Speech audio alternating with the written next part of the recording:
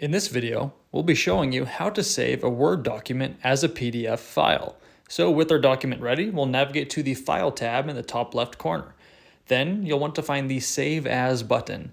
Upon clicking that, it will open up another menu. This menu will give you a couple different options as to where you can save the file. You're going to want to make sure you click on the Browse tab. Upon clicking on Browse, this will open up your computer files and all of the hard drive locations in which you can save it. For this example, we'll just save it onto the desktop to make it easy to find. Now, navigate to the Save As type. Click on that and you'll see it lists all these different formats in which the file can be saved. Here you can select PDF. Now, the only thing left to do is to hit Save.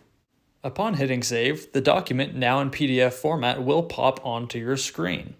Let's now locate where the file was saved. So we'll close out of the PDF and then minimize our Word document here. And since we did save it to the desktop, we can see there it is. It's saved right onto the desktop.